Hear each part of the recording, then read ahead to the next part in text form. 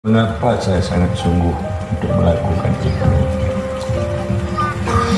Karena di dalam ajaran tasawuf atau kesufian ada 8 macam yang kita harus dapat lakukan. Dan sebagai murid yang benar, salik yang benar, yang ingin untuk dekat dengan Allah Subhanahu wa Ta'ala. Yang pertama, ini bahasa Parsi yang dikatakan husdardam. Saya senantiasa hati kita mengingat pada setiap nafas. Kalau hati kita tidak mengingat Allah, maka umur kita sia-sia. Kita harus setiap nafas ingat kepada Allah. Ini mukmin muslim yang baik. Yang kedua adalah diistilahkan khalid dar anjuman bahasa Parsi. Kita dapat memelihara mata agar mata kita jangan terlihat pada yang haram, dan juga kaki, tangan dan sebagainya. Kayak kita ini jalan, kalau kita jalan jangan banyak melengong ke kiri kanan, warna-warni. Jadi banyak nanti apa yang kita lihat, yang kita dengar masuk ke dalam hati kita. Karena pecenda ini ibarat alur, muaranya hati. Kalau pada alur itu banyak tahi, maka hati itu kan kotor.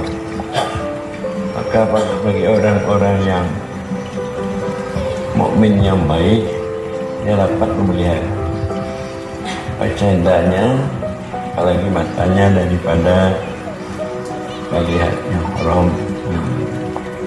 Ini dua. Yang ketiga, sapar darwatan. Ini bagi orang tasawuf. Orang tasawuf yang mengamalkan ilmu kesufian. Sapar darwatan ini bahasa Parsi. Berarti kita harus dapat berjalan di tempat, tapi hati kita yang berjalan. Badan kita di tempat, tapi hati kita yang berjalan.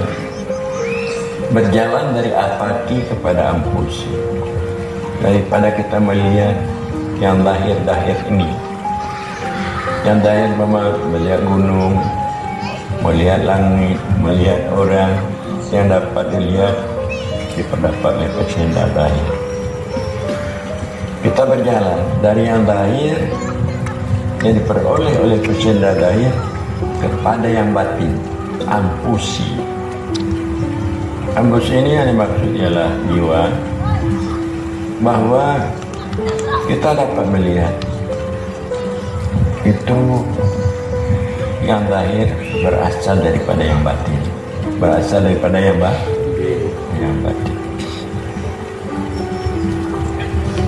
Jadi yang batin artinya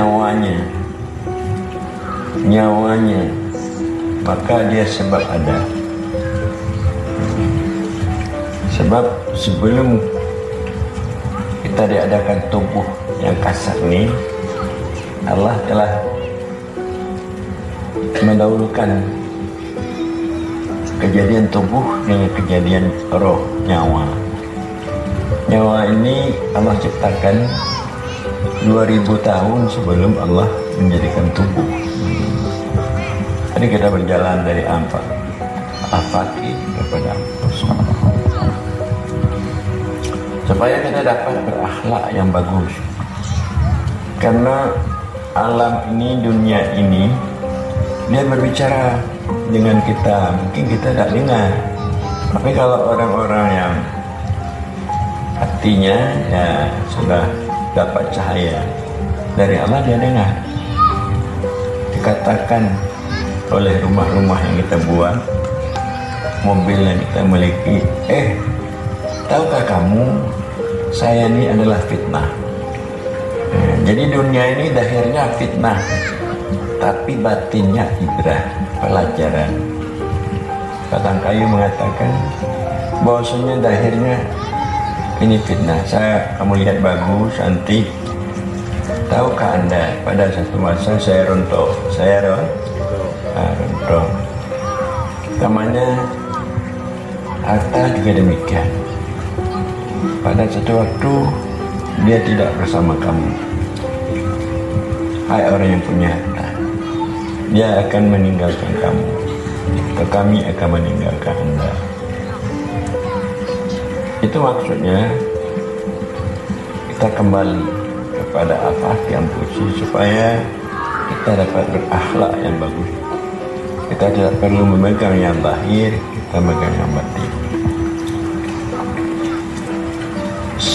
Kemudian kita berjalan daripada panah dan baka. Karena dunia ini atau kita sendiri sifatnya panah, hilang dan habis. Sifatnya hilang.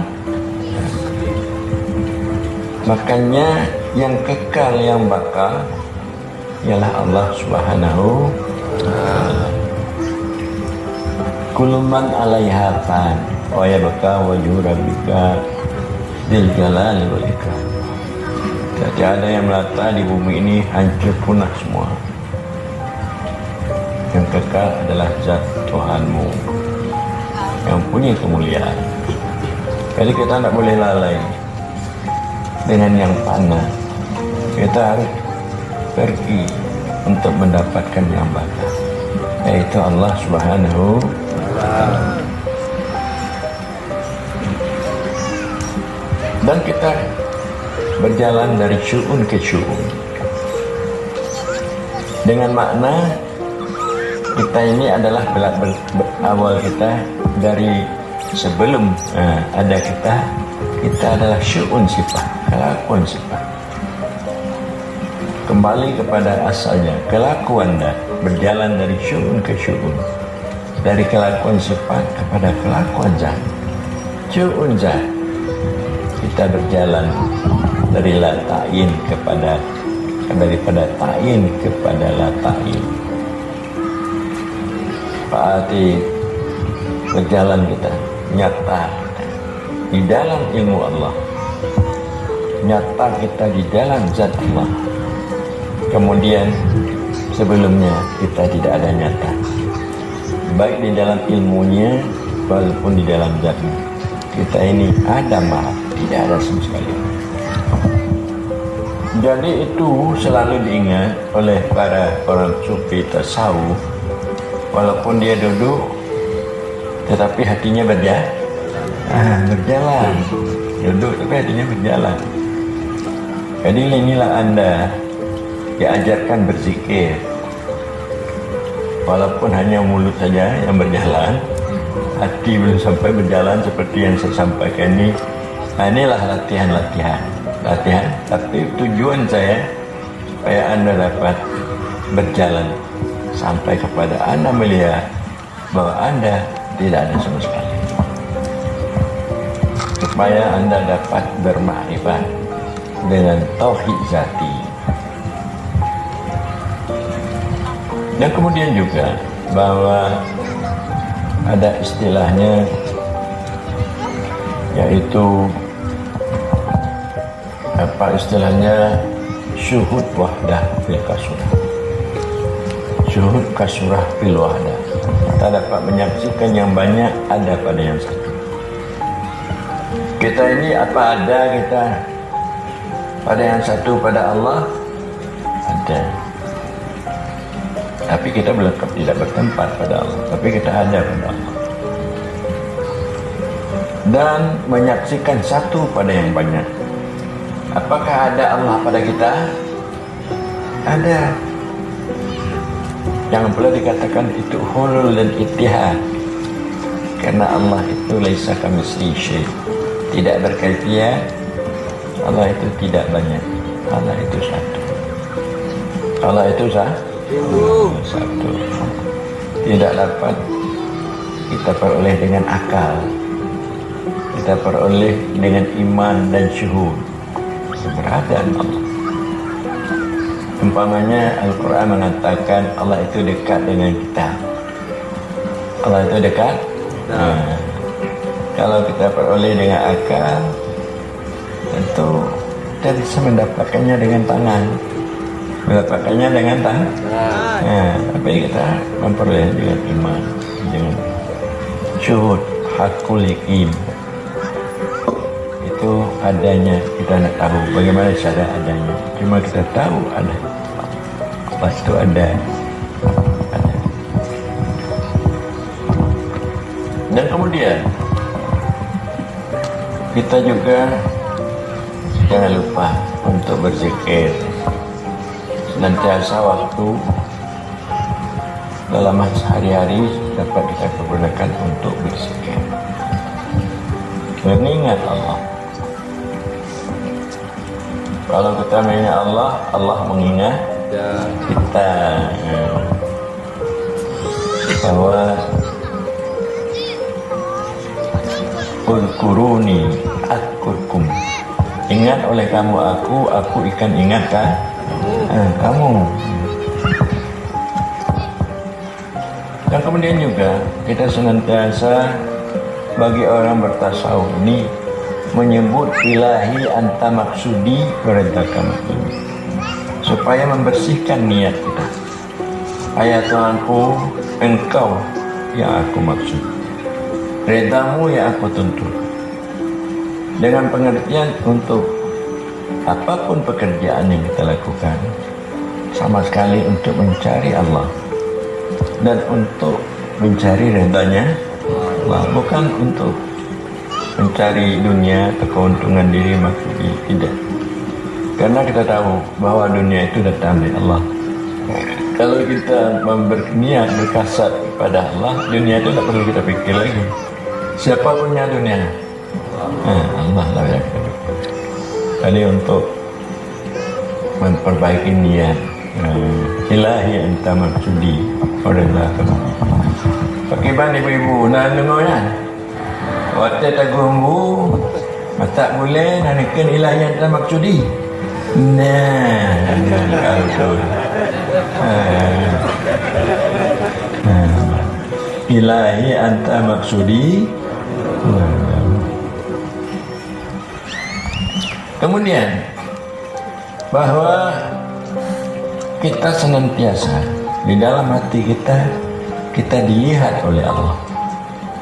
Kita dilihat oleh Allah. Bukan saja kita melihat Allah, tapi kita dilihat oleh Allah. Waktu di mana kita berada, baik kita ada keadaan ramai atau di keadaan sedih, kita dilihat. Kalau oleh Allah, pada setiap saat, setiap waktu, maka akan lahirlah, karena muamalah hati dengan Allah terus menerus, akan lahirlah tauhid hakiki. Setelah fana dan bakal, setelah tidak terlihat lagi diri kita dan alam, hanya terlihat kita Allah. Terlihat kita Allah. Di waktu kita tidak ada kita menyaksikan keberadaan Allah. Setelah kita fana, setelah kita tidak ada, maka nantinya Allah mengembalikan kita ada dengan sifatnya. Maka kita ada dengan sifat Allah, tidak dengan nafsu kita. Maka akan lahirlah tauhid hakiki. Tauhid hakiki dengan pengertian Tuhan yang Maha Esa, Esa pada zatnya, Esa pada sifatnya, Esa pada apa. Bila mana orang-orang yang beriman, yang mukmin, ya, dia Islam, tidak mendapatkan seperti apa yang dikatakan ini, maka dikatakanlah hammah baidas, sia-sia hidupnya. Apa hammah baidas? Sia-sia hidupnya. Walaupun banyak duit, pangkatnya besar, tapi hidupnya sia-sia. Kalau dia tidak dapat mendapatkan tauhid yang lepas daripada kesyirikan dan kenifaqan dalam ajaran kesufian. Jadi inilah akan diangkat